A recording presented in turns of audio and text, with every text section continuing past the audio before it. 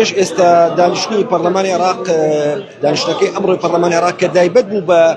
هەڵبژاردننی سەرۆکۆماری عێراق کۆتایی هات و هەڵگیرا، بەڵام تا ئێستا نازانرێت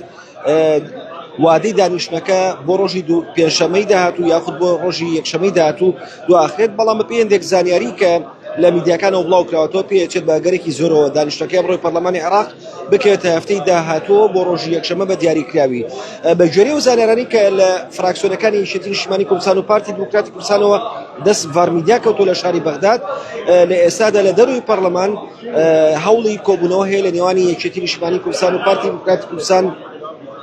بۆ گەیشتن بە ڕێکەوتنێکی یاوبەش سەبارەت بە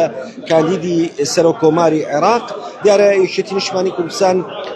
نزار ئامێدی کاندید کردوونە، بەرامبەریشدا پارتی دیموکراتی کوردستان فواد حسێنی کاندید کردو بۆ پۆستی سەرۆکۆماری عێراق و یەکێتی نیشتیمانی کوردستان فراکسیۆنی یەکێتی ئاماژەی بۆ کرد کە ئەگەر ئەمڕۆژ دانیشتەکەی پەرلەمان بەڕێوە بچووە بە دڵنیاییەوە ئەوان دڵنیا بوون لەوەی کە کاندید یەکێتی نیشتیمانی کوردستان سەرکەوتنی بەدەستهێنا ئەو بوو بە سەرۆکۆماری عێراق. بەڵام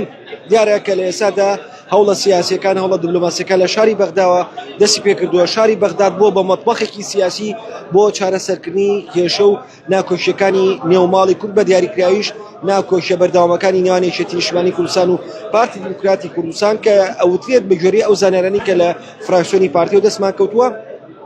هەردوو پاکێجی سەرۆکۆماری عێراق لەگەڵ پاکێجی پێکهێنانی حکوومەتی نوێی هەرێمی کوردستان جێی مشتومڕن لە نێوانی یەکێتی نیشتیمانی کوردستان و پارتی دیموکراتی کوردستان و لە ماوەی چەند ڕۆژی داهاتووە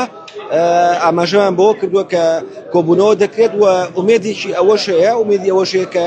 یەکێتی نیشتیمانی کوردستان و پارتی دیموکراتی کوردستان بکەونە یەکتێگەیشتنی هاوبەش سەبارەت بە پرۆسەی هەڵبژاردننی سەرۆکۆماری عێراق و بەشداری هەردوو لایەن بە یەک کاندید بۆ یەکلاکردنەوەی سەرۆکۆماری عێراق.